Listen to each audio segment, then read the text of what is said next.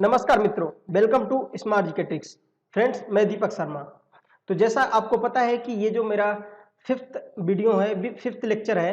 और दोस्तों, जैसा कि हम आपको ऑब्जेक्टिव का जो क्वेश्चन प्रोवाइड करा रहे हैं, वो दोस्तों बार बार हर एग्जाम में पूछे हुए क्वेश्चन है, बहुत ही इंपॉर्टेंट क्वेश्चन है। फ्रेंड्स, तो आज मेरा ये फिफ्थ लेक्चर है और आज आपके लिए और इम्पोर्टेंट क्वेश्चन जो कि बार बार एग्जाम में पूछते रहते हैं, दोस्तों आपके लिए हम लेके आए हैं। सही फ्रेंड्स, तो आइए हम आज का सेशन स्टार्ट करते हैं। उससे पहले अगर फ्रेंड्स आप हमारे चैनल पे नए हैं तो सबसे पहले आप हमारे चैनल को सब्सक्राइब करें और उसके नीचे जो बेल आइकन है उसको प्रेस कर लें, जिससे हर वीडियो की नोटिफिकेशन आपको टाइम टू टाइम मिलती रहे। तो फ्रेंड्स, आइए हम स्टार्ट करते हैं आज का लेक्चर। अगर हमारी लेक्चर आपको जो क्वेश्चन है आपको बेस्ट लगे तो फ्रेंड्स प्लीज उसको लाइक और कमेंट करना ना भूलें। तो आइए आज का सेशन स्टार्ट करते हैं। तो फ्रेंड्स, जैसा कि हम देख रहे हैं, पहला क्वेश्चन, जीने की वायरिंग में कौन सा स्विच प्रयोग किया जाता है। जैसा कि फ्रेंड्स ये क्वेश्चन बहुत इंपॉर्टेंट है, चाहे आपका यूपीपीसीएल जेई की बात कर लें, चाहे यूपीपीसीएल टीजी2 हो, लाइनमैन हो। दोस्तों कई सारे एग्जाम में आपके जो ये छोटे टाइप के क्वेश्चन हैं ये बार बार पूछते रहते हैं। तो दोस्तों, अगर जीने की वायरिंग, जीने का मतलब सीडी जो होती है दोस्तों, वहाँ पे जीने की वायरिंग कहने का मतलब, अगर आपको एक लैंप को, अगर ये मेरा कोई लैंप है और इस लैंप को दोस्तों, अगर इस लैंप को हमें दो स्थानों से कंट्रोल करना हो, दो स्थानों से, तो उसके लिए दोस्तों हम करते हैं जीने की वायरिंग। तो जीने की वायरिंग के लिए फ्रेंड्स यूज होता है टू वे स्विच। से फ्रेंड्स, यानी जो टू वे स्विच होता है वो दोस्तों जीने की वायरिंग में यूज होता है। वन वे स्विच नॉर्मल आपके घरों में जो वायरिंग स्विच लगी होती है ऑन ऑफ करने के लिए दोस्तों, वो होती है वन वे स्विच। और इंटरमीडिएट स्विच का यूज कहाँ करते हैं, जहां तीन स्थान से एक लैंप को कंट्रोल करना हो दोस्तों, उस वहां पे हम करते हैं इंटरमीडिएट स्विच का। सही फ्रेंड्स, अगर बात करें इंटरमीडिएट स्विच की सिंबल की, तो आपका इंटरमीडिएट स्विच का सिंबल कुछ ऐसा बनता है फ्रेंड्स। सही है, जैसे इंटरमीडिएट स्विच। और टू वे स्विच की बात करें तो दोस्तों, टू वे स्विच अगर आपको प्रैक्टिकली आपने देखा होगा, जब आप स्विच की बात करते हैं, टू वे स्विच आपको ऐसे मिलेगा देखने के लिए। सही फ्रेंड्स, अगर हम बात करें टू वे स्विच की, तो टू वे स्विच अगर आपको कुछ ऐसा मिलता है कि अगर ये प्रेस करने वाला, तो इसके जो बैक साइड होता है दोस्तों, वो 3 टर्मिनल आपको निकले मिलेंगे, 3 टर्मिनल। सही फ्रेंड, तो इसे बोलते हैं टू वे स्विच। अगर वन वे स्विच होगा तो ये 2 ही पॉइंट्स होंगे। सही, अगला क्वेश्चन देखते हैं। किसी चालक में विद्युत धारा का प्रवाह किसके कारण होता है। दोस्तों, कोई कंडक्टर है उसमें, जैसे कोई भी हमारा कंडक्टर है, उसमें जो करंट फ्लो होती है किसके कारण फ्लो होती है, इलेक्ट्रॉन्स, प्रोटॉन्स, प्रोटॉन्स और आयंस के कारण, न्यूट्रॉन। तो फ्रेंड्स, आपको ये तो बहुत सिंपल क्वेश्चन है कि इलेक्ट्रॉन्स के कारण जो करंट फ्लो होती है किसी भी कंडक्टर में। आप पता है कंडक्टर किसको बोलते हैं, जिसमें फ्री इलेक्ट्रॉन्स हो। जब इलेक्ट्रॉन्स का मूवमेंट होता है तो कोई भी करंट फ्लो होती है। अगला क्वेश्चन देखते हैं दोस्तों। एक आइडियल, दोस्तों एक आदर्श वोल्टेज सोर्स में होता है लार्ज ईएमएफ, मतलब ईएमएफ बहुत ज़्यादा होता है, स्मॉल ईएमएफ ईएमएफ कम होता है, जीरो रेजिस्टेंस। तो दोस्तों पता है आपको कि कोई भी एक आइडियल, जब वोल्टेज सोर्स की बात करते हैं तो उसका रेजिस्टेंस जीरो होता है। लेकिन एक आइडियल करंट सोर्स की दोस्तों अगर बात करते हैं, आप बता दें करंट सोर्स की कंडीशन में, अगर बात करें करंट सोर्स की, तो करंट सोर्स के कंडीशन में जो दोस्तों आपका इंटरनल वोल्टेज जो दोस्तों होता है रेजिस्टेंस, वो इनफाइनाइट होता है। लेकिन जब वोल्टेज सोर्स की बात, जैसा कि आप इसका सिंबल देख रहे हैं, वोल्टेज सोर्स का सिंबल कुछ ऐसे बनाते हैं। तो आपके पास अगर कोई वोल्टेज सोर्स है तो दोस्तों वोल्टेज सोर्स की कंडीशन में जो आपका रेजिस्टेंस, इंटरनल रेजिस्टेंस की बात हो रही है दोस्तों, वो जीरो होता है। ठीक है, अगला क्वेश्चन देखते हैं। हाफ वेव रेक्टिफायर में डायोड की संख्या। देखिए, रेक्टिफायर से आपको एक यहाँ चीजें बता दें। रेक्टिफायर का मतलब होता है, अगर आपके पास कोई एसी सप्लाई है, एसी सप्लाई हो, उसको आपको डीसी में कन्वर्ट करना है, तो अगर इलेक्ट्रॉन रेक्टिफायर के द्वारा हम एसी को डीसी में कन्वर्ट करते हैं, डायोड ही रेक्टिफायर का कार्य करता है। सही फ्रेंड, क्योंकि ये डीसी जो होती है हमारी, वो दोस्तों पल्सेटिंग डीसी मिलती है, मतलब प्योर डीसी नहीं मिल सकती। अगर हाफ वेव की बात करें तो आधे चक्र के लिए मिलती है। अगर दोस्तों फुल वेव की बात करें तो ये जो डीसी मिलती है वो पूर्ण चक्र के लिए प्राप्त होती है, मतलब फुल साइकिल के लिए प्राप्त होती है। कुछ ये दोस्तों हाफ वेव के लिए, हाफ वेव रेक्टिफायर के लिए है। सही फ्रेंड्स, अगर हम बात करें, ये क्या है हमारा हाफ वेव रेक्टिफायर के लिए, और ये है हमारा फुल वेव रेक्टिफायर के लिए। सही फ्रेंड्स, फुल वेव रेक्टिफायर, अगर फुल वेव रेक्टिफायर के लिए मिलता है जो वेव पूर्ण चक्र के लिए मिलेगा। लेकिन यहाँ पूछ रहा है हाफ वेव रेक्टिफायर में डायोडों की संख्या। तो दोस्तों हाफ वेव रेक्टिफायर का मतलब है एक डायोड लगाते हैं, जो कि आउटपुट हमको मिलता है वो आधे चक्र के लिए प्राप्त होता है। सही दोस्तों, तो यहाँ पे यूज कर सकते हैं सिंगल डायोड। अगर बात करें दोस्तों फुल वेव रेक्टिफायर का को पूछता, तो दोस्तों फुल के लिए हम 2 डायोड यूज करते हैं। अगर आपको ब्रिज पूछता, ब्रिज फुल वेव रेक्टिफायर, तो वहाँ पे 4 डायोड यूज करते हैं। तो आप इसको नोट कर सकते हैं। अगला क्वेश्चन देखते हैं दोस्तों। अगला क्वेश्चन कह रहा है, यदि 3 तार हैं, कोई दोस्तों मान सपोज करो 3 वायर हैं।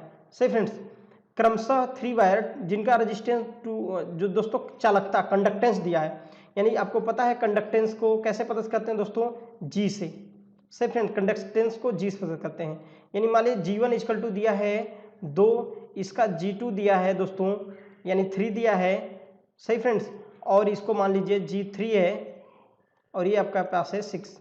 तो आपके पास दोस्तों जो कंडक्टेंस चालकता है तीनों तथा समांतर में संयोजित किए गए हैं। देखिए 3 तार हैं जिनकी चालकता 2, 3 और 6 महो है। महो दोस्तों यहाँ से एक इंपॉर्टेंट बात है, जो चालकता की यूनिट होती है वो महो होती है दोस्तों। तो ये कई बार पूछता रहता है, आप नोट कर सकते हैं चालकता की यूनिट क्या है, महो होती है। चालकता क्या होती है, किसी पदार्थ का वह गुण होती है जिसके कारण किसी भी पदार्थ में धारा को फ्लो होने में सहायता करती है, यानी क्या होती है, हेल्पिंग नेचर होता है करंट को फ्लो कराने में। दोस्तों इसको पैरेलल में संयोजित किया गया है। तो कुल प्रतिरोध, अगर दोस्तों आपको पता है पैरेलल में जब भी चालकता की बात करते हैं दोस्तों तो सीरीज में ऐड कर देते हैं, G बराबर G1 plus G2 plus G3। सही फ्रेंड, जब पैरेलल में कंडक्टेंस की बात करते हैं, बिकॉज ऑफ आपको पता अगर कोई रेजिस्टेंस पैरेलल में होता तो आप फार्मूला लिखते 1/R equal to 1/R1 plus 1/R2, आप ऐसे फार्मूले लिखते हो। ठीक है फ्रेंड्स, एक्चुअली लेकिन फ्रेंड्स आपको पता है जो G होता है मतलब कंडक्टेंस द रेसिप्रोकल होता है 1/R के, यानी कह सकते हैं रेसिप्रोकल किसके होता है, R के, यानी व्युत्क्रमानुपाती होता है। जहां पे 1/R लिखा है वहां पे दोस्तों G लिख सकते हैं। तो आपको देखिए यहां से एक फार्मूला मिल गया। तो दोस्तों बात करते हैं कि यहाँ पे जो पैरेलल में संयोजित किए हैं तो कुल प्रतिरोध कितना होगा। सही फ्रेंड्स, तो यहाँ पे आप देखिए G का जो मान है, G का यहाँ पे रखेंगे 2 प्लस 3 प्लस 6, तो दोस्तों 5 और 6 हो जाएगा 11। और ये चूंकि G का मान है, अगर G का मान 11 है तो R का मान कितना हो जाएगा दोस्तों, R का मान हो जाएगा 1/G, क्योंकि रेसिप्रोकल इसके उल्टा है, होता है उल्टा। तो R बराबर दोस्तों हो जाएगा 1/11। क्या हो जाएगा 1/11। तो दोस्तों ऑप्शन नंबर बी सही हो जाएगा 1/11। सही है। अगला क्वेश्चन देखते हैं दोस्तों 6 नंबर, एवलांच ब्रेकडाउन।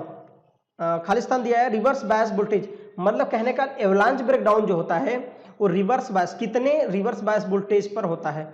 फ्रेंड्स देखिए 2 टाइप के हमने ब्रेकडाउन पढ़ाए थे, एक होता है जीनर ब्रेकडाउन, जो जीनर डायोड होता है आफ्टर जीनर ब्रेकडाउन दोस्तों वो as a voltage regulator work करता है। जो जीनर ब्रेकडाउन की बात करते हैं दोस्तों जीनर की, तो जीनर ब्रेकडाउन 5 से 8 वोल्ट के बीच में हो जाता है, मैक्सिमम 8 वोल्ट तक जीनर ब्रेकडाउन हो जाता है। लेकिन अगर 8 वोल्ट के ऊपर की बात करें तो वहां पे होता है दोस्तों एवलांच ब्रेकडाउन। तो जैसा आपको पता है 2 से 4 वोल्ट, 3 से 6 वोल्ट ये सभी लोएस्ट वैल्यू हैं, और जैसा कि हमने बताया 8 वोल्ट के ऊपर होता है दोस्तों वो होता है एवलांच ब्रेकडाउन। और एक इंपॉर्टेंट और बात बता दें आपको, जीनर ब्रेकडाउन अगर हुआ है दोस्तों, अगर जीनर ब्रेकडाउन हुआ है तो डायोड जलकर नष्ट नहीं होता बल्कि वहां पे कंडक्शन क्रिया हो जाती है। सही दोस्तों, लेकिन वो वर्क करने लगता है एज वोल्टेज रेगुलेटर। लेकिन दोस्तों एवलांच ब्रेकडाउन हुआ है, अगर एवलांच ब्रेकडाउन हो गया दोस्तों तो डायोड क्या होता है, जलकर नष्ट हो जाता है। डायोड क्या हो जाता है, नष्ट हो जाता है, यानी ब्रेकडाउन हो जाता है, उसका जल जाता है। सही फ्रेंड्स, तो आप आई होप आप समझ गए होंगे। अगला क्वेश्चन देखते हैं दोस्तों। अगला क्वेश्चन है बैलिस्टिक गैल्वेनोमीटर किसके मापन प्रयोग किया जाता है। देखिए दोस्तों गैल्वेनोमीटर की बात है, नॉर्मली आपने पढ़ा होगा कि गैल्वेनोमीटर जो होता है वो करंट को मेजर करता है। गैल्वेनोमीटर दोस्तों बात करते हैं हम सिर्फ, अगर गैल्वेनोमीटर अगर किसी एग्जाम में पूछता है आपसे कि गैल्वेनोमीटर क्या मेजर करता है, तो दोस्तों नॉर्मली सी बात है वो करंट को मेजर करता है। लेकिन गैल्वेनोमीटर जैसे टेंजेंट गैल्वेनोमीटर की बात करते हैं तो करंट को मेजर करता है, लेकिन बैलिस्टिक जो गैल्वेनोमीटर होता है दोस्तों वो करंट को नहीं मेजर करता, वोल्टेज को भी नहीं करता दोस्तों, वो करता है चार्ज को। आई होप दोस्तों ये इंपॉर्टेंट क्वेश्चन आप इसको नोट कर सकते हैं दोस्तों, क्योंकि इस टाइप के क्वेश्चन ज्यादा गलती हो जाते हैं, क्योंकि आपको पता होता है कि गैल्वेनोमीटर जो होता है करंट को मेजर करता है, इसीलिए चांसेस हो जाते हैं गलत करने के। सही फ्रेंड्स, तो आप इसको नोट कर सकते हैं कि जो बैलिस्टिक गैल्वेनोमीटर होता है दोस्तों वो चार्ज को मेजर करता है। सही फ्रेंड्स, अगला बात करते हैं बीजेटी। बीजेटी मतलब दोस्तों फुल फॉर्म इसका होता है बाईपोलर जंक्शन ट्रांजिस्टर। दोस्तों बाईपोलर जंक्शन ट्रांजिस्टर का फुल फॉर्म होता है। बाईपोलर जंक्शन ट्रांजिस्टर किस मोड में यानी किस रीजन में एक क्लोज स्विच की तरह वर्क करता है। तो फ्रेंड्स जैसा कि आपको पता है एक्टिव रीजन, एक्टिव रीजन कब होता है, जब एमीटर जंक्शन जो होता है दोस्तों वो फॉरवर्ड बायस हो, कलेक्टर जंक्शन रिवर्स बायस हो, तो दोस्तों उसको बोलते हैं हम एक्टिव रीजन। सही फ्रेंड्स, एक्टिव रीजन में जो एमीटर जंक्शन, अगर बात कर लें दोस्तों एमीटर जंक्शन की, तो फॉरवर्ड बायस होता है, कलेक्टर जंक्शन रिवर्स बायस होता है। उस कंडीशन में एज ए एम्पलीफायर करता है दोस्तों। अगर सैचुरेशन रीजन की बात करें, सैचुरेशन मोड में, तो जो आपका ट्रांजिस्टर बीजेटी होता है दोस्तों एज ए क्लोज स्विच कार्य करता है। अगर बात करें दोस्तों कट ऑफ मोड में, कट ऑफ रीजन में दोस्तों जो आपका ट्रांजिस्टर होता है एज ए ओपन स्विच कार्य करता है। लेकिन दोस्तों इन्वर्टिंग रीजन, एक और रीजन मोड होता है इन्वर्टिंग मोड। दोस्तों अगर बात करें इन्वर्टिंग मोड में तो जो आपका बीजेटी होता है, बाइपोलर जंक्शन ट्रांजिस्टर की बात हो रही है दोस्तों यहाँ पे, तो ये क्या करता है, एक स्मॉल गेन दोस्तों स्मॉल गेन एम्पलीफायर का कार्य करता है। तो इसका बी ऑप्शन सही हो जाएगा कि क्लोज स्विच के रूप में कब कार्य करेगा, जब वो सैचुरेशन मोड में होता है। अगला देखते हैं क्वेश्चन, कोई धारा प्रतिवर्ती कहलाती है जब इसका मान परिवर्तित होता है। दोस्तों इसका क्या परिवर्तित होता है, से फ्रेंड्स यहाँ पे व्हाट क्या परिवर्तित करेंगे कि होता है कि जो दोस्तों उसको हम एसी प्रत्यावर्ती की दोस्तों बात किए, प्रत्यावर्ती धारा का मतलब एसी। आपको मैंने बताया था एसी और डीसी में अंतर। फ्रेंड्स मेरी जो वीडियो है थ्योरी की वो लेक्चर प्रॉपर चल रही है। अगर आप हमारे चैनल पे नए हैं तो फ्रेंड्स प्लीज आप हमारे प्लेलिस्ट में स्मार्ट जी के ट्रिक सर्च करके यूट्यूब पे आप प्लेलिस्ट में सारे इलेक्ट्रिकल के वीडियो मिल जाएंगे। वहाँ इलेक्ट्रॉनिक्स भी पढ़ाई जा रही है, बेसिक इलेक्ट्रिकल की भी क्लास चल रही है। और फ्रेंड्स बात करें तो एक और सब्जेक्ट नया स्टार्ट हो गया मशीन। तो फ्रेंड्स वहाँ से देखिए, अगर आपको हमारी वीडियो हेल्पफुल लगती हैं और एग्जाम के पॉइंट ऑफ से इंपॉर्टेंट लगती हैं तो दोस्तों प्लीज इसको लाइक और कमेंट ज़्यादा से ज़्यादा शेयर किया करें।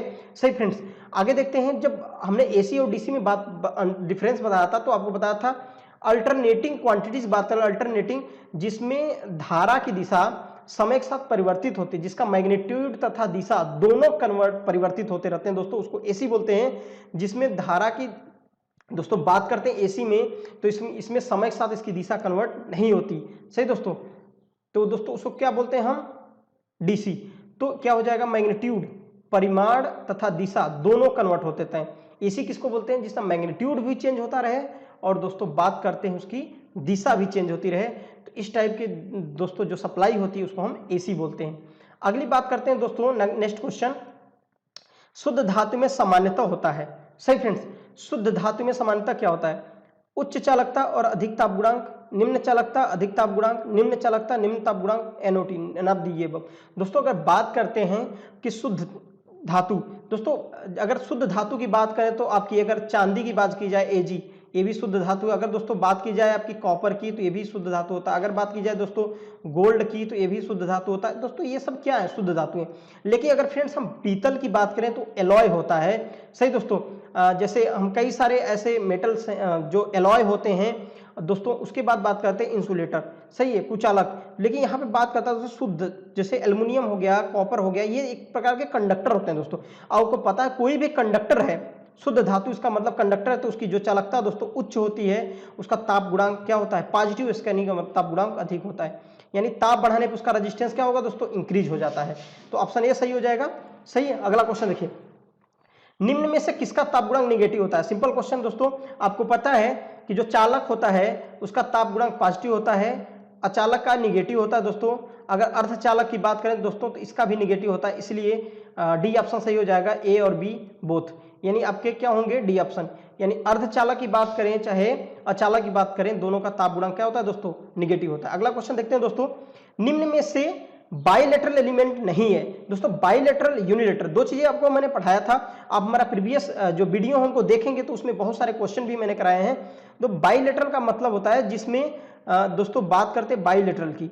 सही फ्रेंड्स, मतलब बाइलेटरल का जिसमें करंट का फ्लो दोनों डायरेक्शन से फ्लो हो जाए, लोड ऑपरेट होता है, वो बाइलेटरल होता है। यूनिलेटरल का मतलब, अगर ये हमारा एक डायोड है तो आपको पता है डायोड जब इसको फॉरवर्ड वाइज में कनेक्ट करोगे, this is plus this is minus, तो उस कंडीशन में करंट का फ्लो इसमें होगा, कंडक्शन क्रिया होगी। लेकिन जैसे आप इसको बैटरी को चेंज कर देते हैं, जैसे माइनस और प्लस कर देते हैं दोस्तों इसको, तो इस कंडीशन में ओपन सर्किट की तरह बिहेव करने लगता है दोस्तों, ये यूनिलेटरल हो जाता है। लेकिन दोस्तों रेजिस्टेंस की बात कर लें, इंडक्टर की बात कर लें या फिर दोस्तों कैपेसिटर की बात कर लो, ये तीनों क्या है, एक बाइलेटरल एलिमेंट होते हैं। जो दोस्तों कांस्टेंट करंट सोर्स की बात कर रहा है तो दोस्तों ये क्या होता है, हमारा यूनिलेटरल एलिमेंट होता है। सही है। अगला क्वेश्चन देखते हैं दोस्तों, टू इनकैंडिसेंट लैंप। दोस्तों इनकैंडिसेंट लैंप का मतलब होता है आपके घरों में जो आपको पता है 10 रुपए में एक बल्ब आता है, 10-20 रुपए मिलता है, 100 वाट का बल्ब आता है, 100 वाट का बल्ब रहता है दोस्तों, उसको बोलते हैं इनकैंडिसेंट लैंप। सही है।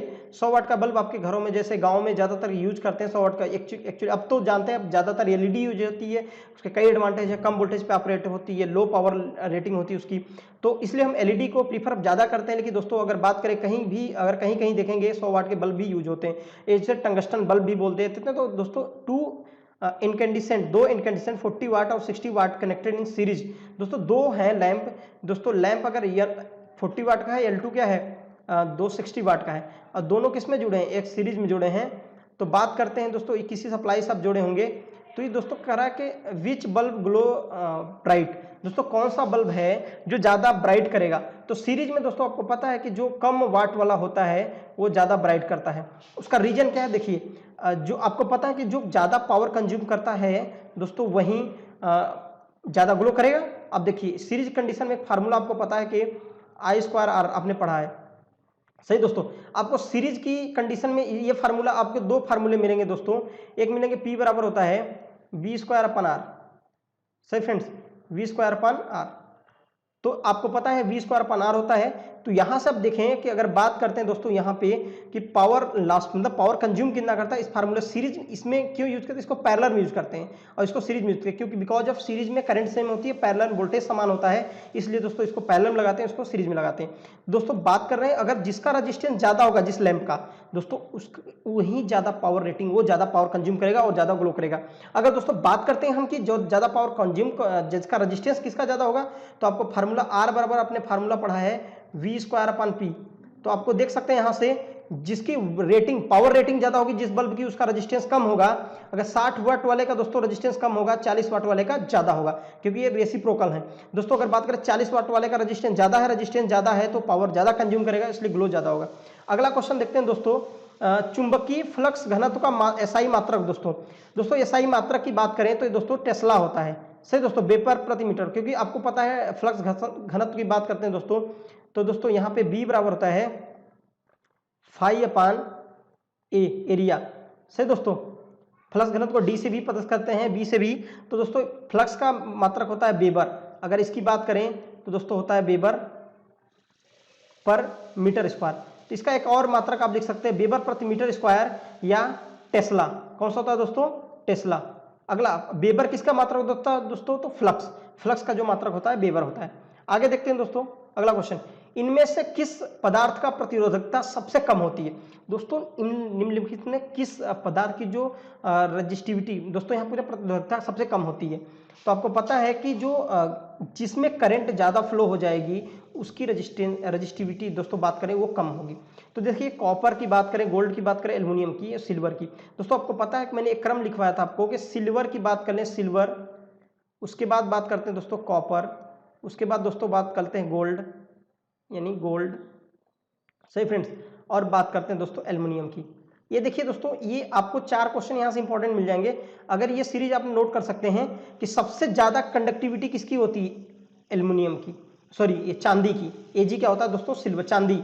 उसके बाद किसकी होती है, कॉपर की, उसके बाद गोल्ड, सबसे कम अगर इन चारों में देखा जाए तो एल्युमिनियम की कम होती है। दोस्तों क्या है ये कंडक्टिविटी लिखा हूं मैं, ये बात करें कंडक्टिविटी, और जिसकी कंडक्टिविटी दोस्तों सबसे ज्यादा उसका रजिस्टिविटी लो होगी, यानी कहने का मतलब कि रजिस्टेंस सबसे कम किसका होगा, सिल्वर का, क्योंकि इसकी कंडक्टिविटी दोस्तों ज्यादा होती है, सही फ्रेंड्स।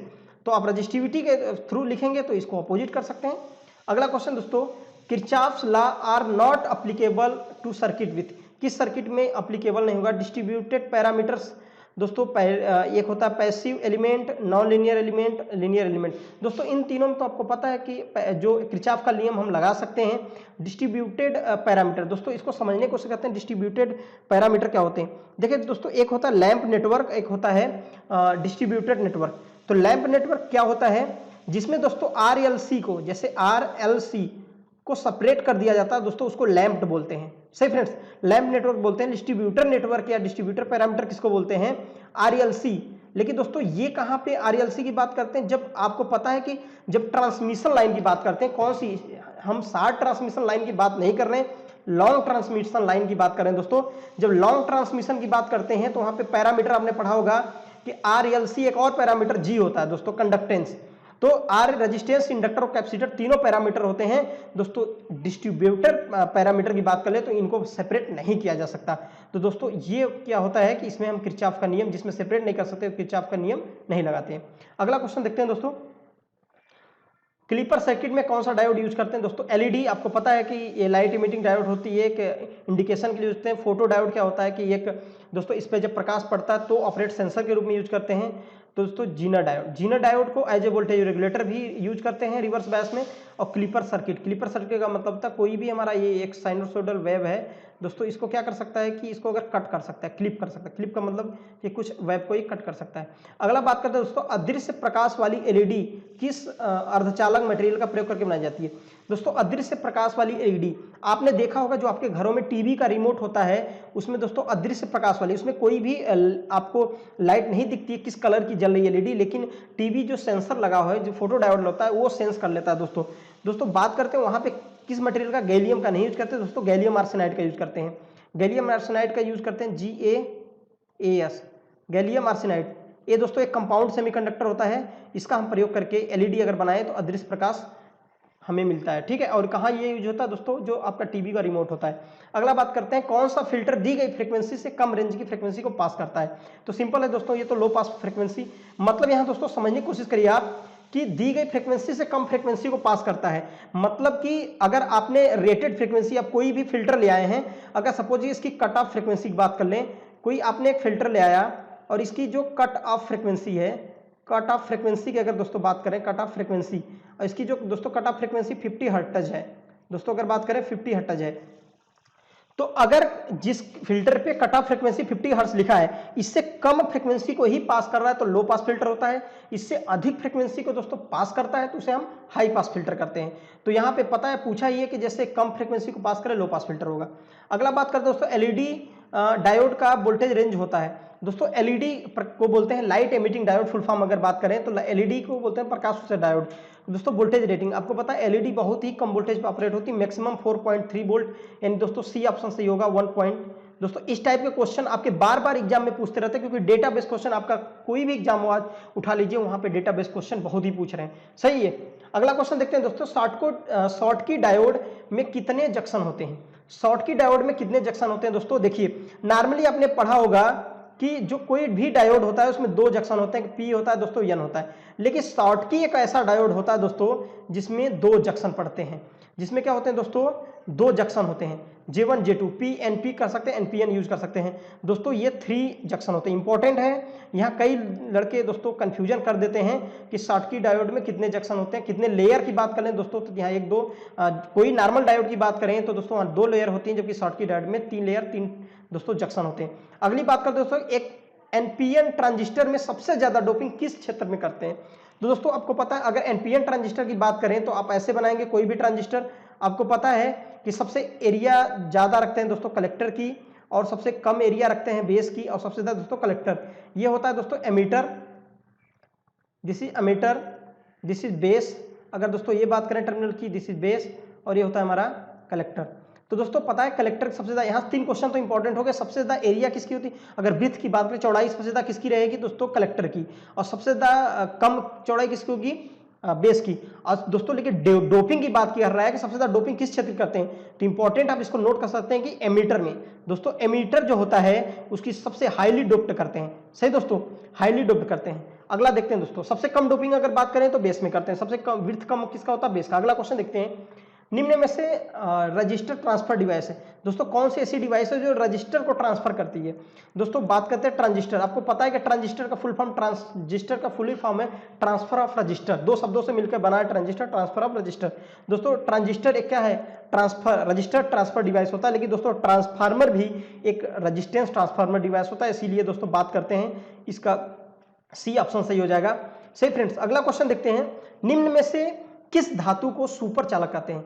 दोस्तों सुपर चालक 100% कंडक्टिविटी बात करें दोस्तों, अगर सुपर चालक की बात कर दें तो जो दोस्तों अगर चालक की बात होती है, जैसे हमने कहा सबसे अच्छा चालक चांदी होता है, लेकिन सुपर चालक की कंडीशन में दोस्तों ये पारा जो Hg होता है, मरकरी जिसको बोलते हैं दोस्तों, इसको सुपर चालक कहते हैं। और एक बात और इंपॉर्टेंट याद सकते हैं, जो पारा होता है दोस्तों वो नॉर्मल टेम्परेचर पे, जब रूम टेम्परेचर की बात करें तो वो लिक्विड फॉर्म में मिलता है। सही फ्रेंड्स, पूछ देता है क्वेश्चन, कौन सा मेटल है जो लिक्विड फॉर्म में मिलता है दोस्तों, पारा। अगला क्वेश्चन देता है, what type of load is motor. दोस्तों मोटर पूछ रहा है किस टाइप का लोड है। तो दोस्तों अगर बात करें कैपेसिटिव लोड, तो आपकी कैपेसिटिव लोड में एक कैपेसिटर की बात करें दोस्तों, कैपेसिटिव लोड होता है। जो अंडरग्राउंड केबल की बात करें दोस्तों कैपेसिटिव लोड होता है। इंडक्टिव लोड की अगर दोस्तों बात करें तो दोस्तों जो आपकी मोटर होती है, जो भी मशीनें मोटर है दोस्तों, वो इंडक्टिव लोड है जिसमें क्वाइल लगी है, जिसमें दोस्तों बाइंडिंग की गई है, वो दोस्तों हमारी होती है इंडक्टिव लोड। रजिस्टिव लोड में जैसे आपका इनकैंडिसेंट लैंप हो गया, हीटर हो गया, ये सब दोस्तों हमारे क्या होते हैं, रजिस्टिव लोड। अगला क्वेश्चन देखते हैं दोस्तों, एक्टिव फिल्टर में प्रयोग लाया जाता है। देखिए दोस्तों फिल्टर मतलब क्या होता है, फिल्टर दोस्तों जब आपको पता है एसी को डीसी में कन्वर्ट करते हो आप, अब एसी को जब डीसी में कन्वर्ट करते हो तो आपको पता है कि वो जो डीसी मिलती है वो पल्सेटिंग डीसी मिलती है, प्योर डीसी नहीं मिलती। लेकिन अगर हमें प्योर डीसी चाहिए तो यहाँ एक सर्किट यूज करते हैं, यानी जिस सर्किट को बोलते हैं दोस्तों फिल्टर। क्या बोलते हैं दोस्तों उसको, फिल्टर। अगर इसको मैंने फिल्टर कर दिया तो हमको एक प्योर डीसी मिल जाएगी। क्या मिल जाएगी दोस्तों, लगभग प्योर डीसी मिल जाती है।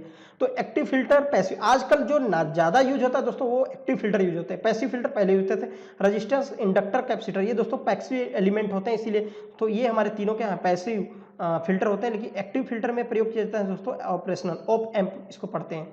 सही फ्रेंड्स, अगला क्वेश्चन देखते हैं। बैरेक्टर डायोड में होता है दोस्तों, बैरेक्टर डायोड होता है कैसा, हाईली डोप्ड होता है, लाइटली डोप्ड होता है, कि दोनों, उसको नॉर्मली भी कर सकते हैं, हाईली भी कर सकते हैं, नॉट। दोस्तों बैरेक्टर हाईली डोप्ड की बात करते हैं दोस्तों, आपको पूछा मैंने बताया था जीना डायोड। दोस्तों ये बैरेक्टर डायोड क्या होता है, एक लाइटली डायोड। ये सिंपल क्वेश्चन है, आप देख सकते हैं फ्रेंड्स। ये सारे क्वेश्चन जो मेरी लेक्चर बेसिक की लेक्चर चल रही है, इलेक्ट्रॉनिक्स की लेक्चर चल रही है, बेसिक एनालॉग इलेक्ट्रॉनिक्स की जो थ्योरी क्लास है, सारे क्वेश्चन मैंने वहां पे कराए हैं।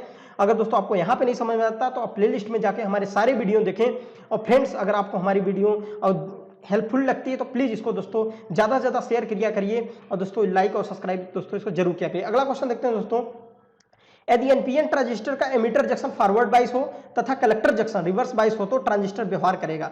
यानी दोस्तों अगर कोई कह रहा है ट्रांजिस्टर है, अगर ये दोस्तों ट्रांजिस्टर मान लीजिए कौन सा एनपीएन कह रहा है, this is an, this is P, this is an. दोस्तों अगर बात करें एनपीएन ट्रांजिस्टर है तो बात करते हैं दोस्तों एनपीएन ट्रांजिस्टर में इसे बोलते हैं एमिटर जंक्शन और इसे बोलते हैं दोस्तों कलेक्टर जंक्शन। सही friends, this is emitter junction, E terminal बोलेंगे आप इसको, और कलेक्टर जंक्शन और दिस इज बेस। सही दोस्तों, फॉरवर्ड बाइस कब होगा, जो पी को प्लस से जोड़ते हैं, आपको पता है पी को प्लस से जोड़ा जाता है, एन को माइनस, तो ये होती है हमारी forward biasing. Emitter junction forward बाइस, कलेक्टर जंक्शन रिवर्स बाइस कैसे होगा दोस्तों, यानी कि आपको पी को माइनस से जोड़ना पड़ेगा, एन को प्लस से जोड़ना पड़ेगा। ऐसे बैटरी आपने जोड़ा तो दोस्तों ये होता है हमारा transistor as a active region पहुंच जाता है। और दोस्तों जब यह एक्टिव रीजन में होता है तो एज ए एम्पलीफायर वर्क करता है। ध्यान देने वाली बात है, जब किसी भी ट्रांजिस्टर का एक्टिव रीजन एमिटर जंक्शन दोस्तों फॉरवर्ड बाइस, कलेक्टर जंक्शन रिवर्स बाइस है, तो उसे दोस्तों बोलते हैं एक्टिव रीजन। एक्टिव रीजन में जो ट्रांजिस्टर होता है एज ए एम्पलीफायर वर्क करता है। अगला क्वेश्चन देखते हैं दोस्तों, the P type semiconductor impurity also called, जो दोस्तों पी टाइप में कोई इंप्योरिटी मिलाते हैं उसे क्या बोलते हैं, donor impurity, acceptor impurity, A B both, none of the above. दोस्तों अगर बात करें पी टाइप की दोस्तों बात होती है, पी टाइप में जनरेट होते हैं होल्स। आपको पता है पी टाइप में क्या होते हैं, होल्स। और वहां दोस्तों ट्राईवेलेंट इंप्योरिटी मिलाते हैं, ट्राईवेलेंट से 3 संयुक्ति वाले तत्व, ट्राईवेलेंट इंप्योरिटी मिलाते हैं, जैसे एल्युमिनियम हो गई, सही दोस्तों, बोरान हो गया, ये सब क्या होते हैं जिनके बाहरी कक्षक में 3 इलेक्ट्रॉन, ये सब दोस्तों हमारे एक ट्राईवेलेंट इंप्योरिटी होती हैं। सही दोस्तों, तो बात करते हैं ट्राईवेलेंट इंप्योरिटी, अगर दोस्तों इसमें आप मिला रहे हैं तो ये होल्स होते हैं। होल्स क्या होते हैं दोस्तों, एक्सेप्टर होते हैं। इनको दोस्तों होल्स को भरने के लिए कोई इलेक्ट्रॉन चाहिए होता है। दोस्तों इसमें कैसी इंप्योरिटी मिलानी होती है, एक्सेप्टर। सही दोस्तों, ये सभी इंप्योरिटी कैसी होती है, एक्सेप्टर इंप्योरिटी। अगला दोस्तों एफईटी में कितने टर्मिनल होते हैं, दोस्तों एफईटी में बात करें इसका फुल फॉर्म होता है फील्ड इफेक्ट ट्रांजिस्टर। तो एफईटी जिस तरह आपने बीजेटी पढ़ा है, bipolar junction transistor, bipolar junction transistor की दोस्तों बात करें तो बीजेटी की अगर दोस्तों बात करते हैं तो यहाँ पे भी 3 टर्मिनल होते हैं, जिसको एक को बोलते हैं दोस्तों एमीटर, बेस और कलेक्टर। सही दोस्तों, अगर ऐसे बात कर लिए कलेक्टर हो गया, ये बेस हो गया, और दोस्तों इसको मान लो एमीटर है। तो उसी तरह एफईटी की अगर बात करें दोस्तों, एफईटी की दोस्तों अगर मेरा ये एफईटी का अगर मान लीजिए ऐसे बना दे रहे हैं हम, एफईटी है तो एफईटी में 3 टर्मिनल होते हैं दोस्तों, लेकिन वो 3 टर्मिनल कौन से होते हैं, यानी अगर बात करें दोस्तों 3 टर्मिनल की तो 3 टर्मिनल भी यहाँ भी होते हैं, लेकिन दोस्तों वो होते हैं, एक को बोलते हैं दोस्तों गेट, सही है, ड्रेन और सोर्स। तो कितने टर्मिनल होते हैं, 3 टर्मिनल। सही फ्रेंड्स, अगला क्वेश्चन देखते हैं दोस्तों, किस पदार्थ का forbidden energy gap 5 electron volt से अधिक होता है। तो दोस्तों ये बहुत सिंपल क्वेश्चन है, अगर बात करें forbidden energy gap 5 electron volt से ज़्यादा किस में होता है, तो फ्रेंड्स ज़्यादा होता है इंसुलेटर में, यानी अचालक, इंसुलेटर मतलब कुचालक में। अब दोस्तों अगर बात करते हैं चालक में कितना होता है, दोस्तों चालक में फॉरबिडन एनर्जी गैप लगभग 0 होता है, बिकॉज ऑफ वहाँ पे ओवरलैप होता है। इंसुलेटर की बात करें दोस्तों तो आपको पता है 0 से 2 इलेक्ट्रॉन वोल्ट तक होता है। दोस्तों अर्धचालक में बात करते हैं कि मिड में होता है, लेकिन जब इंसुलेटर की बात करेंगे तो 5 इलेक्ट्रॉन वोल्ट से ज़्यादा होता है दोस्तों। सही है। अगला क्वेश्चन होता है किसी तार की लंबाई बढ़ाने से, गलती हो गया दोस्तों यहाँ पे, बढ़ाने से, किसी तार की लंबाई बढ़ाने से उसके प्रतिरोध पर क्या इफेक्ट पड़ेगा। दोस्तों सिंपल क्वेश्चन है, आप अगर किसी तार की लंबाई बढ़ाते हैं तो दोस्तों उसका रजिस्टेंस पे क्या प्रभाव पड़ेगा। आपके लिए रजिस्टेंस ला एक पढ़ाया था मैंने, जिसको दोस्तों रो एल बाई ए। सही फ्रेंड्स, अगर आप दोस्तों यहाँ आप देख रहे हैं लंबाई को इंक्रीज कर रहे हैं तो इसके डायरेक्टली समानुपाती आपको दिख रहा होगा ये। तो बात करते हैं दोस्तों लंबाई के सीधे समानुपाती होता है। अगर आपने किसी तार का लंबाई बढ़ाया तो दोस्तों रजिस्टेंस भी इंक्रीज हो जाएगा, लेकिन अगर दोस्तों एरिया आपने बढ़ा दिया तो रजिस्टेंस डिक्रीज हो जाता है। तो सिंपल इसका क्या दोस्तों होगा, ए ऑप्शन सही होगा, बढ़ता है। सही फ्रेंड्स, तो दोस्तों आज के सेशन में इतने ही क्वेश्चन हैं, और दोस्तों आप हमारी वीडियो को ज़्यादा से ज़्यादा दोस्तों शेयर करा करिए। अगर आपको हेल्पफुल लगता है दोस्तों इसको प्लीज़ लाइक और कमेंट किया करिए, और दोस्तों प्रॉपर नोट्स बनाते चलें। सही फ्रेंड्स, आज के लिए इतना ही, धन्यवाद। पढ़ाई करें, अपना ध्यान रखें।